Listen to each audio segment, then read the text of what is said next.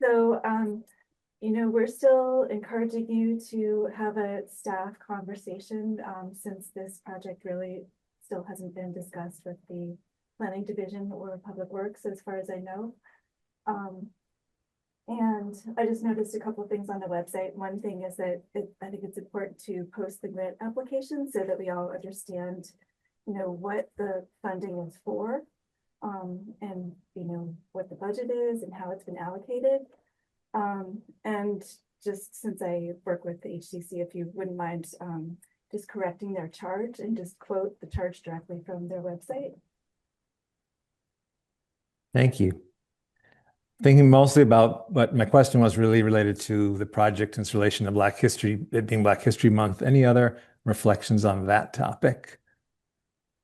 We'll have plenty of time for process later. Yeah, I mean, I'll just echo what Michael said, that each day this project becomes more and more important. So grateful that this group has come together, that you've organized it. To think about the logistics and mechanics, yes, but it's also validating, right, for everybody involved to know that people are moving forward to lift up this history, to validate the agency and dignity of all Americans, particularly those Americans that are being, either swept up or disrespected in myriad ways. So thank you. Yeah.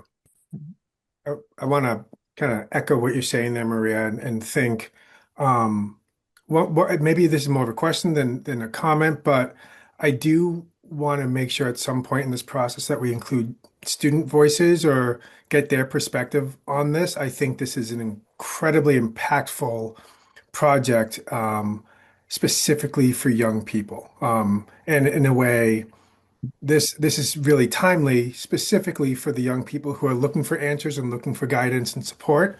And so I want to throw that out there as we, to your point, Anne, a little bit, thinking about process and logistics. I want to make sure that we don't omit that really important constituent there.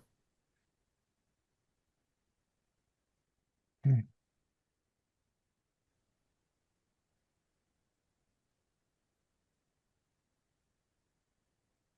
Yeah, I mean, what just jumped out at me this last month was both the removal of the national parks removal of signs in Philadelphia, I believe, and then just most recently the removal of the Pride Progress flag at the national monuments. It's just a lot of like building up of these like cascading events, but to know that we are in a community where we can stand up and do our own things and create our own spaces. That's what I've been thinking about. Okay, last call for comments, and then we'll go ahead from the team. Okay, so really, Mimi, I think you've done a lot of work since our last meeting, and Beth and Jen have been going out and visiting with some of these committees or kind of spreading the word a bit. So maybe just want to talk a little bit about the message you've been sending, what you've been learning, how you've been retooling that message as you've been getting feedback. Yeah, so we've got the website that's now available on the town website, a kind of a project page. And if there are public meetings that are recorded or have minutes, I've been sharing them there. A couple of the kind of themes that have been coming out is one, recognizing that so much of this project is really about visibility in the landscape. Because I think sometimes folks have been sort of saying like, oh, can you reference with a QR code? Can you do it in different ways? And it's really about kind of making a presence in kind of the general passersby and really lifting up the existing work that's there so that it's integrated with walking tours, where it's integrated with folks just casually going through. Also sort of looking very much about the recognizing that this is an interpretive project, that it really is kind of differentiated from just a marker, that it's really about the kind of putting Black heritage as part of that overall goal for storytelling, and that it's really about engaging a broader layer of audiences that we're going to get in, and recognizing that we're not displacing or replacing existing signs. It's like adding in that extra layer that's been missing, that's there. In some of the kind of conversations, folks have been sort of suggesting other projects. So whether that might be looking at signage overall, whether that might be looking at different audiences. And there's a little bit of a mission creep where I recognize like there's kind of creative ideas, but we're trying to really stay very focused of like our specific agenda around this Black Heritage Trail, 7 to 10 markers that we're funded for to execute over the next 6 months.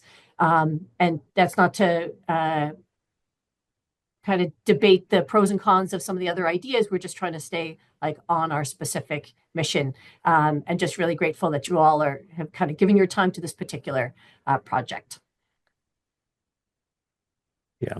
I'd like to echo what I saw in some of these meetings, especially around visibility. It was a really interesting sort of moment of clarity for me when people were talking about, well, can't the sign make sure the signs aren't too big, or maybe just have a little baby QR code and people will figure. And we realized like, oh, we have to talk about this from visibility, and that's such an important point, because with visibility comes empowerment, and we're not trying to hide and bury these stories. Where actually it is a part of the project to be visible. So I think when you talk with folks about that, that's been an important sort of like message we've had to like learn, like, no, the whole point of this thing is to be visible, not to be invisible, and not to diminish and hide and make it secret, but make it super obvious. That's what really stuck out for me. And that's sort of that QR code conversation, I think. I think the other theme, oh, go ahead, Mimi. Well, and I think that there's a little bit of like folks' fear coming up, a little bit of like these signs are going to be like they're forever.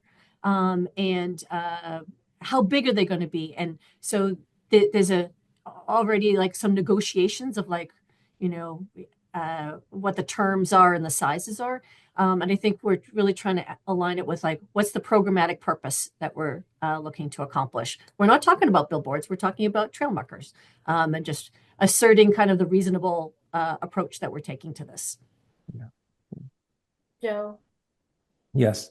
Something else that also occurred to me that I've heard in conversations is, what about this population? What about that population? So that's come up a lot, and that is a very fair question. And, you know, my answer to that is, great, let's put that forward. This is the project we've put forward. This is the grant that we got. But I would love to see, you know, if there's an impassioned group that wants fill in the blank. I think there's room for everything. It's that whole, it's not me or you. It's yes, all of us. It's what's important to you, and all it takes is a champion, or in this case, a really great bunch of champions. And anything is possible. So I think, you know, in my head, you know, I'm not saying no, we should have this and not that. We should celebrate everybody, and this is just the project that we've taken on right now. So to a wider question to the group, having since that Mimi and Jen and Beth have sat through some of these meetings, any questions for them, or suggestions, or feedback, or encouragement, or cautions, or anything from the group that you think might be helpful for them to know about? Michael, you can unmute yourself, I think. Since we last met, what other than before the select board, I guess the Historic District Commission, tell us what other venues you've been in to both discuss and listen to comments. So we've had a formal meeting before the Cemetery Committee and the Historic Districts Commission. We'll be meeting with the Historical Committee tomorrow. There have been conversations with the members of the Select Board and other kind of interested people in the community that have been more via email or in one-on-one conversations. We are drafting an update, because when we first introduced this to the Select Board, when we first got notice of the grant, they asked us to keep them updated on progress. So we're writing a kind of formal letter saying like, these are the things that we've done so far. And if you look on the website, each time we've kind of have one of those kind of public meetings, I've been listing it there so folks can reference as we go along. And we have started the comment about youth voices. We were just kind of in our group talking about that today. So it's interesting, kind of we're recognizing some of the constituencies that we want to engage a little bit more actively. And I know. I know we'd alluded to this. So just last thing, we'd alluded to this. Also, if you could point out for the group where you'd want us to be and what venues you'd want us to be advocates. That's it. That's on our list, Michael. You spoke so soon. Oh, so you had a comment. Yeah, I just wanted to express gratitude to y'all for helping to really put guardrails around this work and kind of move through the noise and make sure that this is getting the focus it deserves, the energy it deserves. And I know there's a lot of back and forth. So thank you on behalf of all of us here. Thank you for support. If I can quickly jump in, I just want to echo some of the feedback that's been shared already, but especially what Rob said in terms of and Mimi, you just mentioned it, in terms of the youth engagement. I oftentimes, when we do inclusion work, we can also leave the people that we're trying to include off the table, right? And so, I think for me, as we continue in this work, it's important to always think about who will be most impacted by this initiative, right? And always go back to that, because at each step of this process, we have to make sure that those individuals are represented, are at that table. And whether it's our youth, whether it's folks who live in town, neighboring towns, et cetera. Because ultimately, I think, the end result of this work will attract many individuals beyond Concord, right? And so we always want to just keep that in mind as to who's going to be most impacted by this work. If I can jump in real quick, just want to mention something. It's something we just have started work on, and just to keep in mind as we go through the process is we're trying to focus a little bit more on accessibility tourism. So I just want to keep that in the back of our head as we do these things to say, okay, there's a marker. Can everyone access it equally? Can they hear it? Can they see it? Can they experience it? We're at the beginning stages of trying to ensure that, as people come into our area, they know how everyone of all abilities and disabilities, I hate to say that word, but can experience things. So Good point. Just to go back to the student voice, we've only started to think about it, but Andrew and Michael and Rob, or anyone really, can think of ways to, should this be like something that gets previewed for a group? Should there be a student that might want to come to these meetings when available? I know it's often in the middle of the day. We don't have to answer that question now, but if you guys could think about that and just suggest to Mimi a plan forward, or, hey, I've got a kid on the Black Student Union, for example, Black Student Union president wants to come to the next meeting, or anything you can think of, that would be super helpful, because you have access, to students in a way we don't. Thank you. Before we move on, we've got about another minute. Any other updates of learning, Mimi or Beth or Jen? Jen, what was your take or anyone's take on the cemetery meeting? Just wondering, because that's a big potential spot. And if you didn't, as you were featured in the newspaper, Jen. Yeah, well, I've been to the cemetery meeting twice, and they're very interested in collaboration and history and participating in those projects. So the commission was, they were pleasant and, engaged with the process. So good. Well, the hardest thing, go ahead.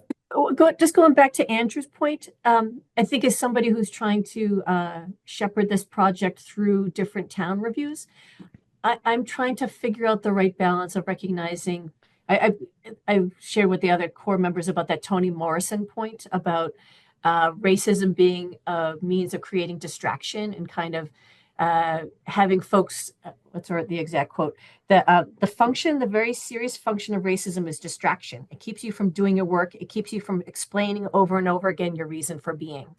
And I've been sort of looking at how can I kind of be the vanguard and ask some of those preliminary questions and to protect the energy of the advisory team, Black Voices, the folks that have been doing this work for a long time, and recognizing that some of this work is town process work that needs to address it. And I'd appreciate any feedback, a little bit of like, my goal is to not keep folks from participating. I'm just sort of wanting to deploy, recognizing I'm getting paid for doing this. And that's part of my role in the town, and how to be able to be inclusive of allies and other Vanguard is part of this. So maybe offline or as part of this conversation, just to kind of figure out what's the right balance for that. Thank you. So helpful. Comment for that? So the hard part. Oh, sorry. Oh, go ahead, Ann. Chime in. So I just also wanted to recognize the fact that the Historical Commission has been recognizing Black history, since the 1970s with the markers on like the Historic House Marker Program. So if I know we talked about all the work the Robbins House has been doing, and everyone else, and the Historical Commission has been a big part of that for a very long time as well. So just want to make sure that that's on the record as well. Thank you, Ann. So we have a hard job ahead of us in the next month, and the biggest job ahead is, one of the biggest jobs ahead is narrowing what could be many locations into a small group that we really put forward and try to get approvals on. And so I asked you to think in the email we sent this weekend about some early criteria, because ideally we want to do something that teachers do all the time, is create some fairly cogent rubric of what good work looks like for our marker location choices, so that then when we have to analyze and pick this one over that one, we have some criteria about why we chose one over the other. And one of the easiest ways to do that is if we're just going to do a brainstorm now of any possible criteria, any possible reasons that you would choose if you were the sole person deciding it was going to be this spot over that spot. This is some of the criteria I would look for. And there's no right or wrong answer. We don't have to correct each other. We don't have to agree. Just you're going to dump out any possible reason you think should be used as criteria. And then what Beth and Mimi and Jen and I will take all that. We'll write it all down. You don't have to worry about it. We'll take all the notes, and then we'll try to take all that, mash that into a small subset of criteria that we'll send back to you to look at. So for example, and a criteria might be, it's in a well-trafficked location. So if that's one of your criteria, you just say it. No one has to agree with you. We'll just write it down. And we're just going to try to get out as many as you can. So if this thing was perfect and all 6, 8, or 10 sites were in, and we looked back at it, it was all in, and someone said, well, what criteria did you use to pick those 8 or 10 spots? What would be some of those things? And just any questions about the task? Okay, go ahead. We'll take notes. And if you're talking, you gotta get near the mic. I can't really hear you. That email, you said you sent it over the weekend. So Yes. Yeah, it was just saying it was probably a meeting reminder, and it said think about this question ahead of time. If you didn't get it, I'll check. Sorry about that. So let's go ahead. Yeah. Maria, then Rebecca. Okay, sorry. You piqued my my answer, I guess. I would tie into well-trafficked with historically related well-trafficked. So for example, where do people usually go when they come to Concord? Those sites tend to be the North Bridge, etc. So I wonder if, we can pair your answer with the historically well-trafficked places. Got it. Historically well-trafficked. Got it. Rebecca. I would hope that we can pick or cover any of the places that the tour guides regularly get questions about, or tie into that. Yep. Just want to second what Brian said about accessibility. Yep. Just keep going. Bob, Historical significance. want to talk about that a little bit? Well, there are some places that are very significant to understanding the history of Concord, understanding the history of Black Concord, and need to be pointed out and marked. And some of them may not be in the most trafficked location, but are places that those who are seeking out the history would need to know about. Okay, Osa. Somewhere where folks maybe go to just pause. And so like that could be like a park by a pond, somewhere where it may be unassuming, but would like generate conversation if somebody sees it. So like if you're with a kid at the park, a child may read the sign and then there'd be opportunity to have a conversation with that child. Got it. I love that. Michael. Perhaps when we look at all of the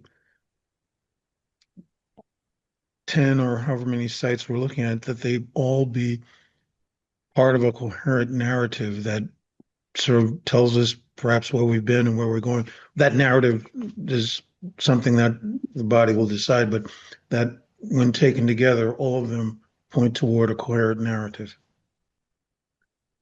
Jen and then Osa. And then building on what Bob said, like kind of talking about like the town, like juxtaposition, like the idea that, you know, the town was aware of some things, like of the historical significance of some neighborhoods and things like that, but then those were sort of erased. Like I'm thinking of like the Robbins House with the, you know, the waste treatment plant, like, you know what I mean? So kind of like, you know, highlighting the ways in which, you know, the town, like in the past has like used that in the way that they're, you know, we're trying to like kind of alleviate some of those issues as well. Got it. Got it. Osa. The library, either one of them. And I say that because I think you could like add like a QR code and maybe add like resource links that could be found at the library for folks to learn more about these different humans and areas in the or markers in the area.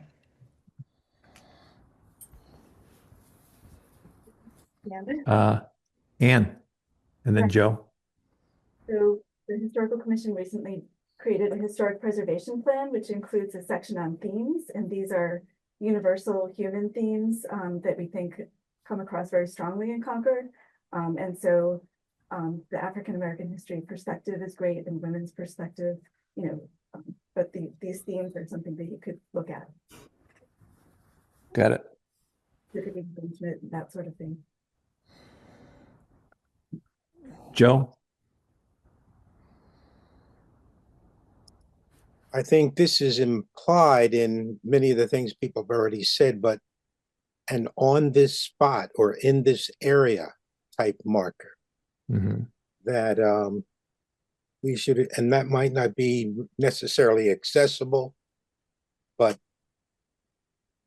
I appreciate anyway, oh, that happened here type of experience.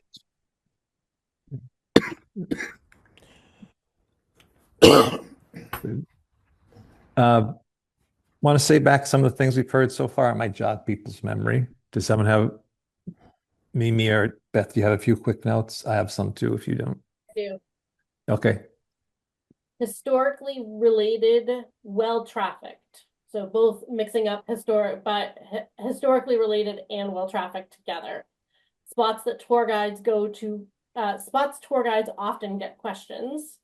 Accessibility, historical significance, places people pause, such as a pond or a park that could inspire conversation, coherent narrative, highlights past behavior and alleviate, library as a point to also direct people to additional resources and research, picking up on any of the themes from the historic preservation report, and specifically calling out on this spot or in this area, XY.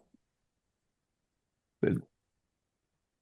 I'm not sure how to say this, but I'm going to say voice and agency, just to be careful. I think this group won't let it happen, but I just want to put it out there in our criteria. It should be the voice and agency of Black leaders and Black citizens who've created this story.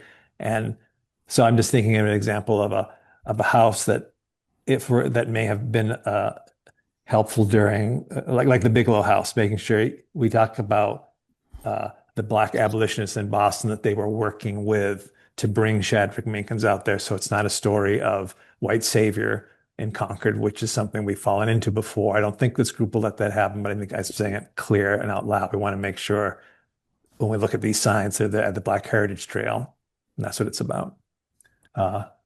Maria? Thanks, Joe. Not sure how to frame it, but each of us have lived 1,000 lifetimes by the time we're as old as I am right now. And sometimes we get stuck pigeonholing an individual in one era of their lives. Brister is one such example. I think the sign refers to him as a slave, and yet he lived a long, complex life. And so I don't know how to phrase it, but if we could, think of individuals in their fullest identity. In contrast, what we see is the enslavers being named. We have streets named after enslavers, and they're not called enslavers, but we have streets named after some of our Black residents, and they're always slaves. So finding balance, I don't know. I'm not saying erase the history of like the name of those streets, Hubbard, for example, who enslaved Sarah, whatever. I don't know how to do that, but to create a balance on how we represent individuals. Yeah. That's a criteria. Absolutely a filter we need to put through that. I think Bob, and then Bob. Yeah, building on that, highlighting significant persons and events, and in highlighting those persons, the fullness of the person, as Maria said, I think is very, very important. And the question is, there going to be some kind of map that would be on the QR codes or other things, and that would link these sites that someone could follow? Or even find some that are not necessarily close to others that may be in a cluster. Yeah. I can speak to it in terms of visitor services. Is the intention will be to have, right now we have the Robbins House map and we have the Robbins House information. But once we narrow these, I think I would want to carry something. We do have everything integrated into our master map, but I think for the purposes of this, I would love to have something created that we can update with the points of interest that we're coming up with now. So yes. Yeah. And there's a reason why the Freedom Trail has been a thing for 60 years or something, right? Because I want to go to all of them. So there needs to be a thing. Especially for kids, check it off, get the thing, get the sticker. I have another, sorry, Michael.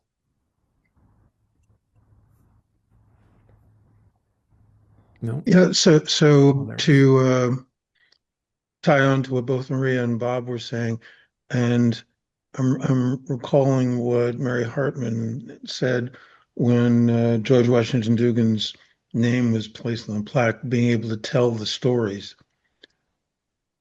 And that's what this is a manner of doing, to tell the stories, but tell the stories where we have the information from the perspective, not of the history we've received so far, but from the perspective where we have the information to glean that, from the perspective of the person that we're representing or the area that we're representing. So, we need to have research to do that, but able to tell that. And again, seconding what both Maria and Bob were saying, talk about this place, talk about this building, talk about these people from their perspective, and not as history's labeled them. Yes. Okay, I'm just making space. Rob Monroe. I don't know if you have anything you want to add in here. I'm just thinking people we've not heard from. Sorry, no pressure, just making space. I'm good. I did hop off on a phone call, so I'm good. Jen, anything you want to add to this list? No. Rebecca, I think we heard from Okay. So the last call for this conversation, any last criteria or thoughts that you want us to put in the mix?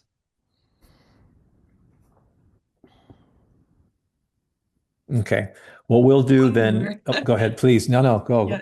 West Concord. I think sometimes people feel we overlook West Concord, and yeah. Yes, absolutely.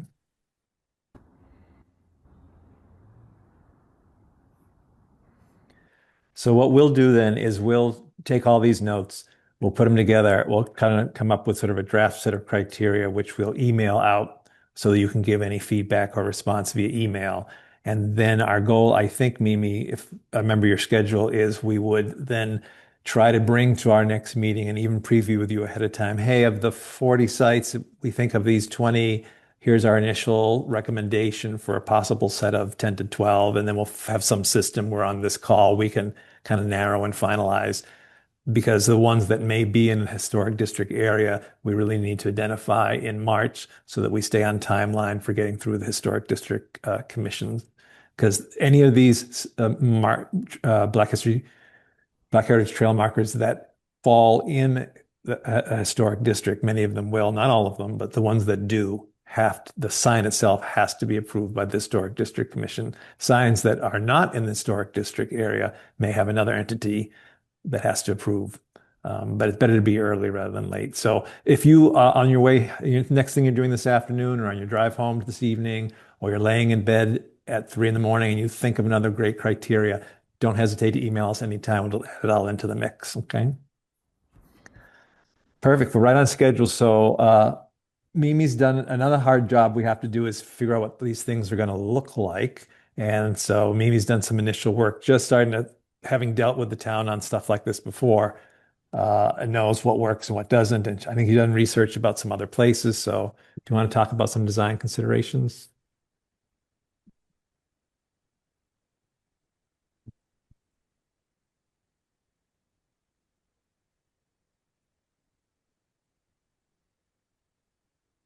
Mimi, you're muted. Yes, if you're talking, we don't know it.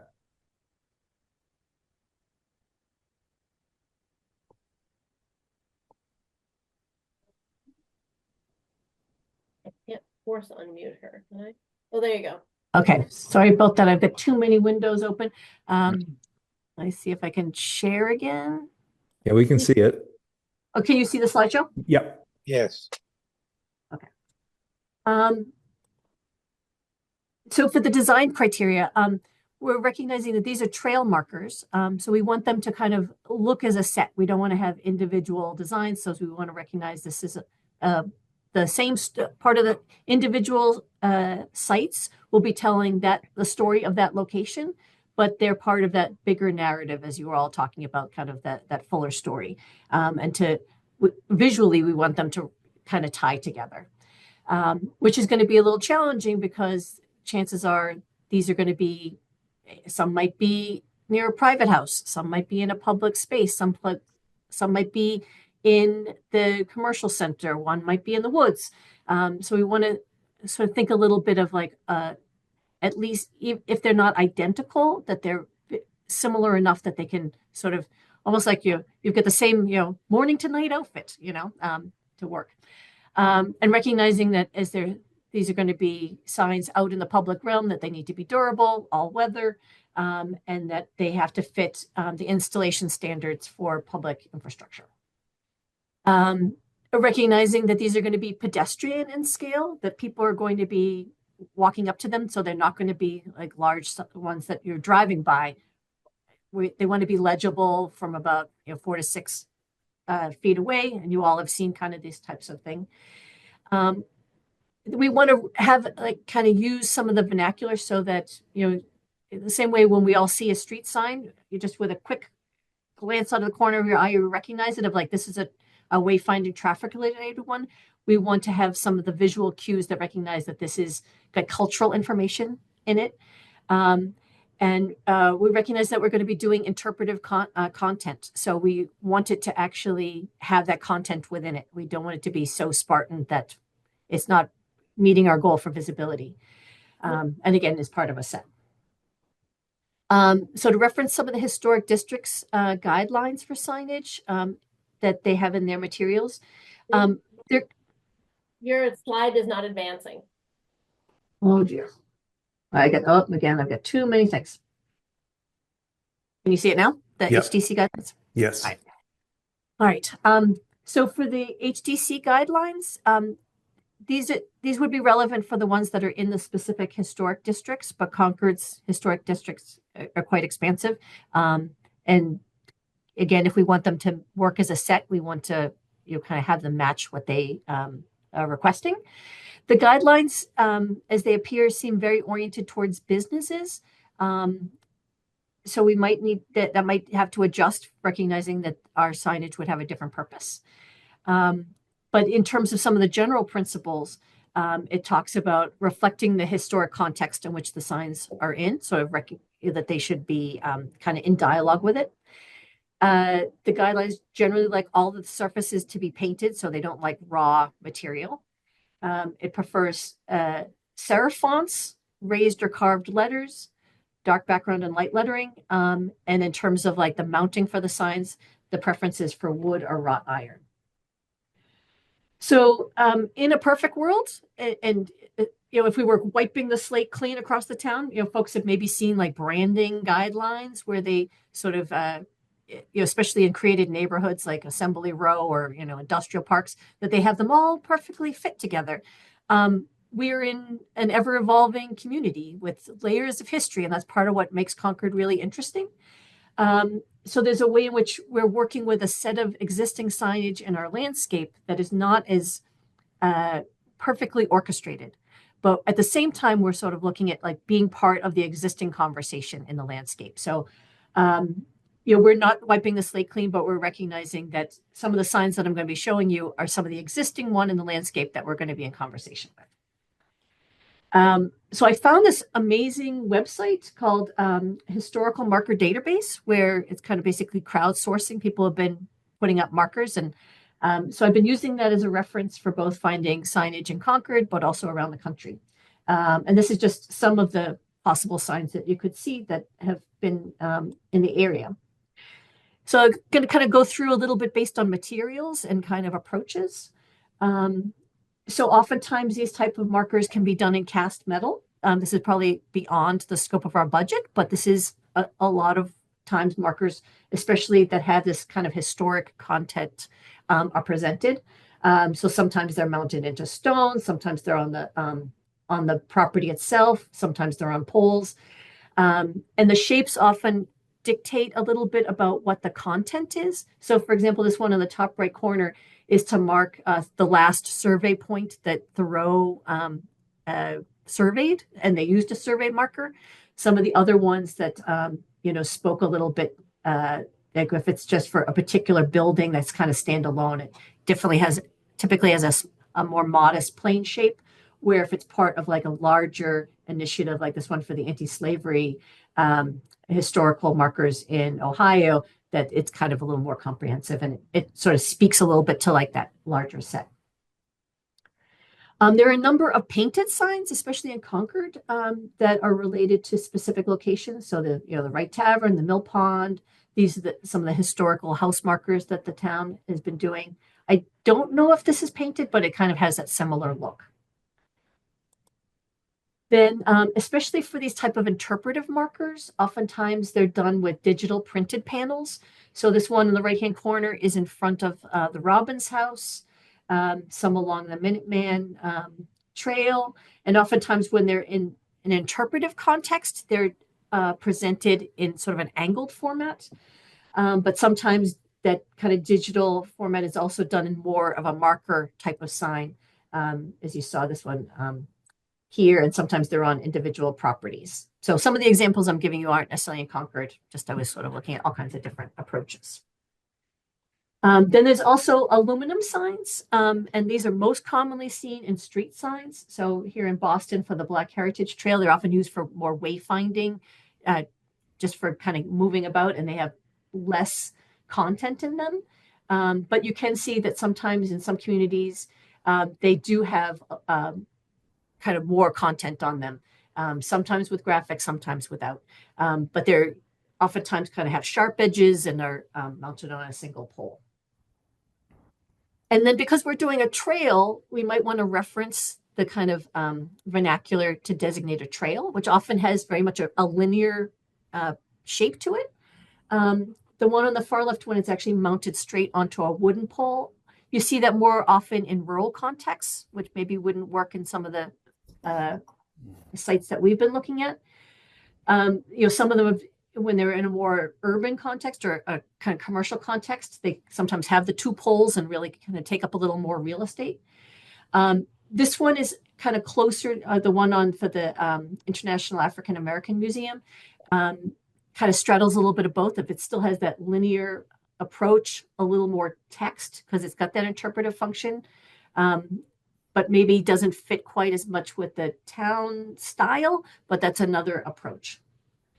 And in some contexts, it's much more creative. So this one on the right was this kind of cool series of signs I found that are artistically carved wood, and then has the content down below. Doesn't have quite as much as the content that I believe that these markers kind of are going to need. In Quincy, they have kind of a really ornate shape to their signs. And I'm not quite sure of the material. These look like they might be a raised letter on them, but I'm not exactly sure. So kind of taking these together and sort of looking at some of the approaches that have been in Concord Center, the two kind of overall approaches I'm thinking we might want to think about, and I'm interested to hear people's thoughts are, one would be a digital print panel that kind of would fit with the budget that we're looking at, that would fit with that interpretive content and appears in both like a slanted format and a vertical format. And then there's existing signage that when we had our meeting with the Historic Districts Commission, they had referenced. This is a sign that the town cemetery committee put in at the cemetery. And this is by Billy Crosby, who does a lot of the signs, specifically in the historic districts. He's a local maker. And this is a carved into a panel. So it has sort of a little bit of a hard look to it. It doesn't look like wood, but I don't believe it's actually wood, but it's kind of carved similar to how it would be. And the lettering is carved into it, and it's a dark background, light lettering. So, and again, it is when we open up as I open up the conversation, some of the other things to talk about a little bit of like, do we want to have just lettering? Do we want to think about including graphics or photos? I've heard some pros and cons and people's suggestions around QR codes. It can date the sign a lot. And I've gotten some feedback from other communities where it makes where folks are very concerned about historic signage that gets out of date because of inaccuracies. That similarly, the QR codes, if you change your URLs, it makes them all irrelevant. And then do we want to have one standard sign for our 6 or 7 to 8 or 10 or however many signs we are going to do? Do we want to have just a single one or make some adjustments?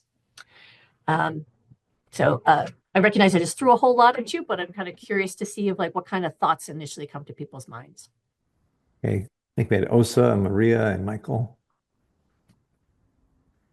My questions are on accessibility. Thanks, Mimi, for doing all that research.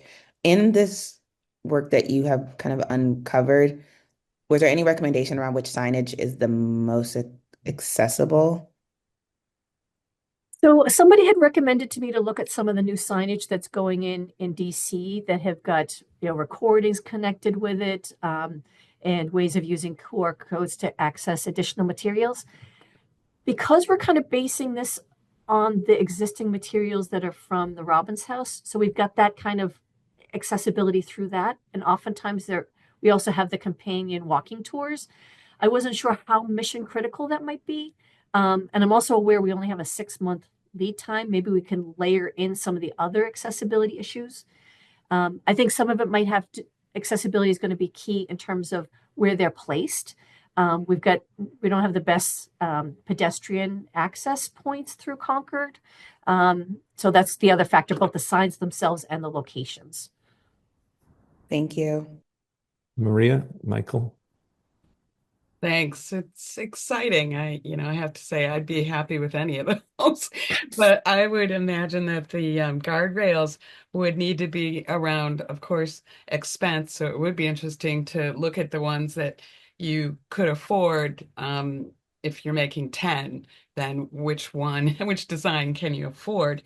I would also look at durability. Which of these is not going to require cleaning, repeatedly to make sure it can last through our 4 seasons and over many years. And then which of these could you afford replacing if it gets damaged?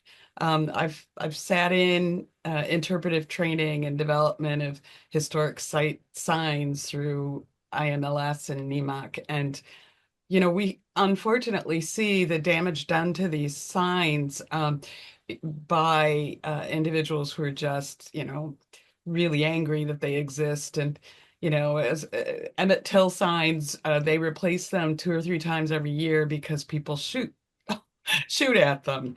And so, when you're thinking about the criteria, I would say, can you show us what you can afford if you're creating 10 of them?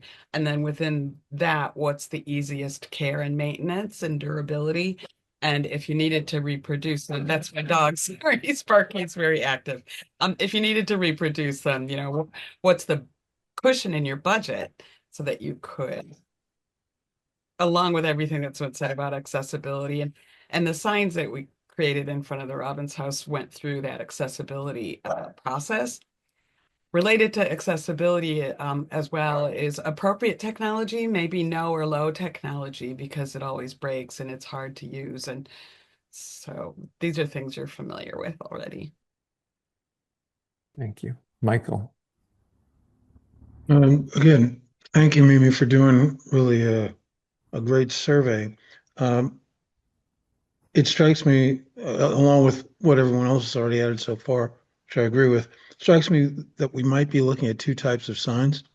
One that is the interpretive and descriptive sign, but since this is part of a trail, I think you both showed the inclined or flat interpretive placard, but then the vertical placard that basically showed you the potential route that you could take, or even how that route meshes with the other historical routes in town. So it strikes me that we might be, by definition, with what we want to do, we might be looking at 2 types of signs. One, the interpretive sign, the other, the directive or instructional sign on how to get from step 1 to step 2 and how to connect back to, how to follow the route and get back to town, as it were. So thank you. Any other comments or questions? Oh, sorry, Rob. Yeah, to kind of piggyback off of both Michael and Maria, I think as I was looking at those signs you put together, Mimi, and thank you so much for that research. That's quite a bit of work.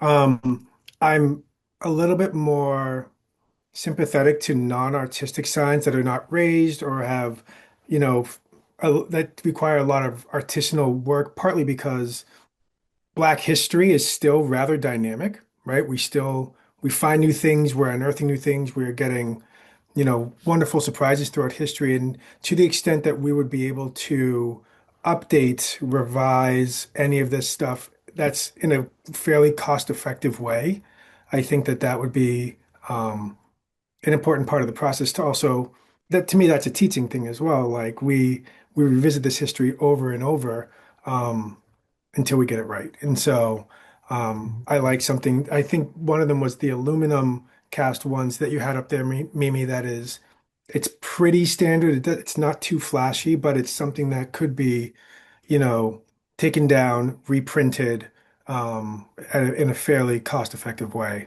over time. Points. Any other comments or questions for Mimi? Can I follow up on Rob's question? Thinking a little bit about like the term of how long these signs would be in place. And I love that kind of thinking of like recognizing it's dynamic. do we want to think a little bit about signs that could change out every couple years? Or do we want to sort of have something that, is a longer term one? And also going back to Maria's thing of like recognizing we need to replace it. Do we want to kind of make as part of the design of it even? This is a dynamic sign that's going to be evolving as we understand the story differently. Michael. So that leads to two questions. You say you've got 20 some odd sites that we're going to have to cull down to 10. Will the path evolve over and above what we find out about history evolves? And both of those things are separate from having replaceable signs that simple replaceable signs that will either speak to history or either change the route that this path will take to town. So I think first we decide what we want this particular path to do, and then figure out, one, is it updating new information that we find, or is it changing the route and looking at other sites in this roster of sites that we have? Yeah. Okay. Friends, I have to Questions jump we're off, gonna have to answer. Yeah. unfortunately.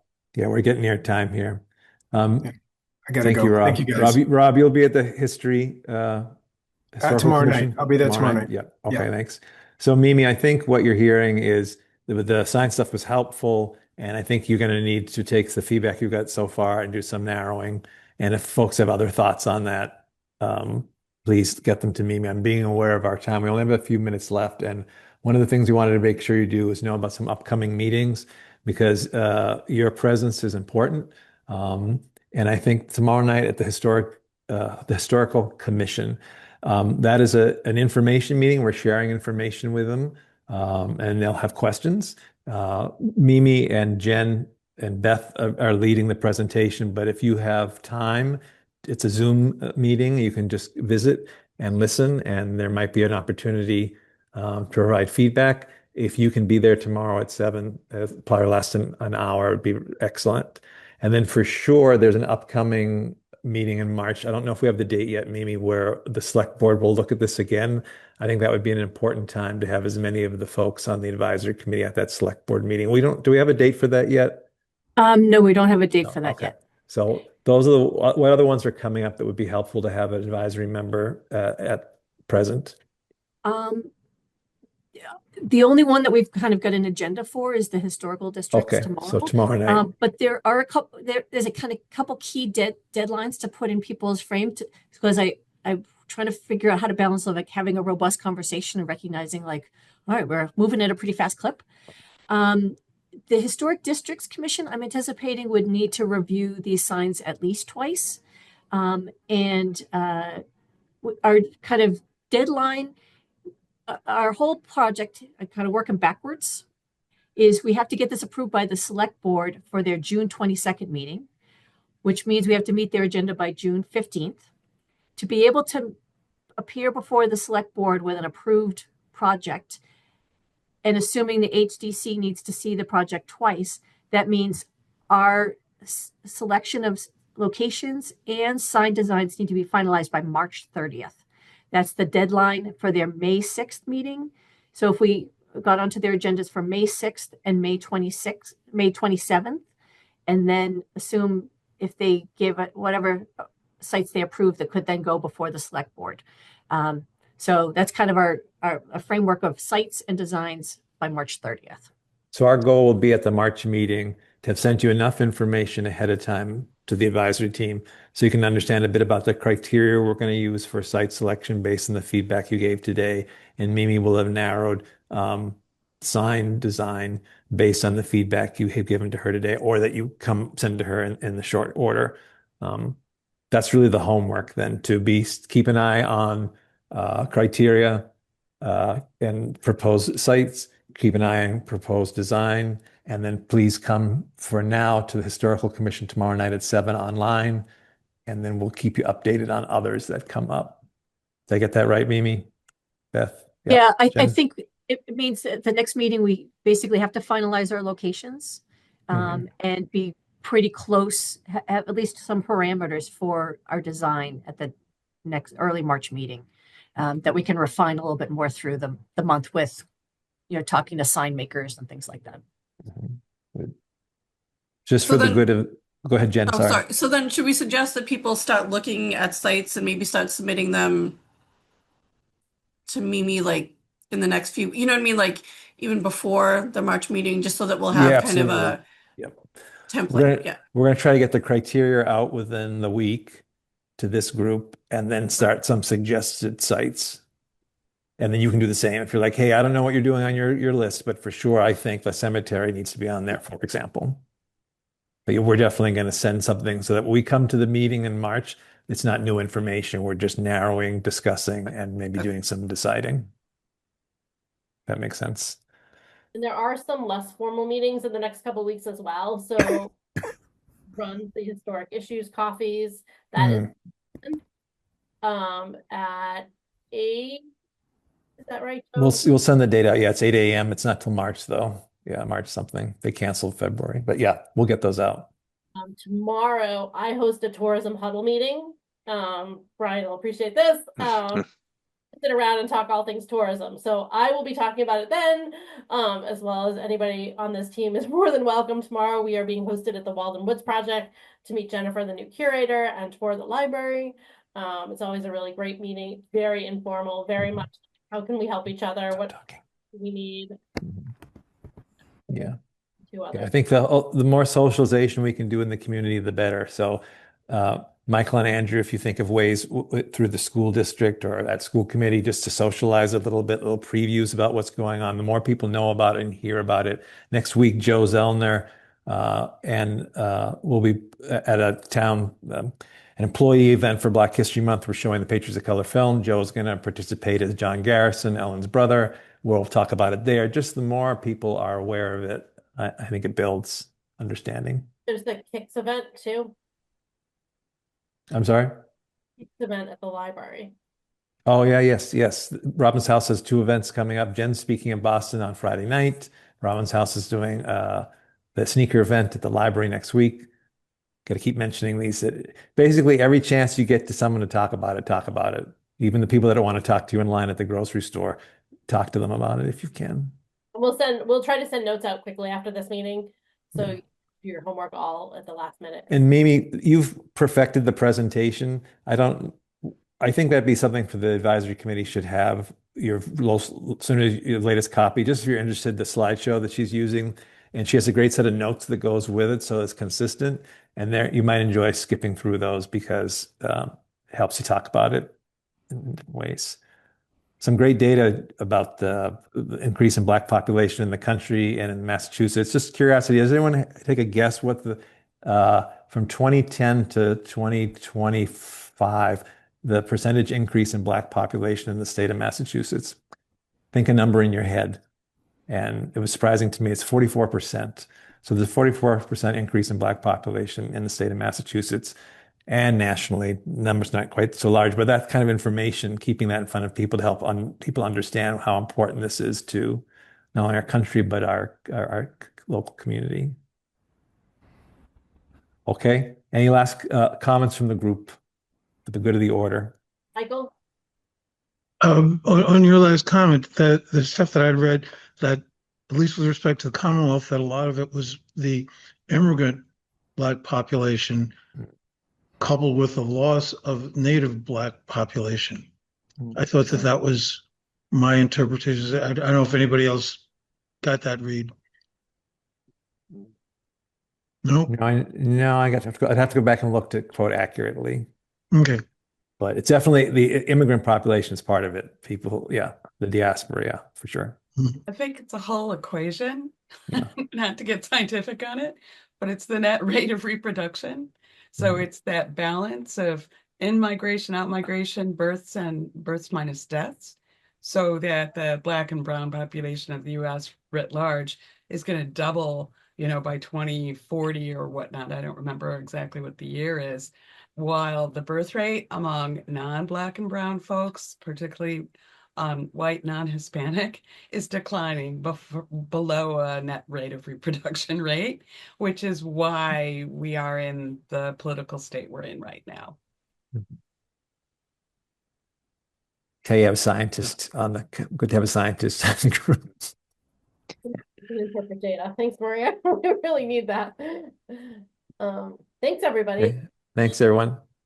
Last comments? None, no other last comments? Thank you so much. Have a good week.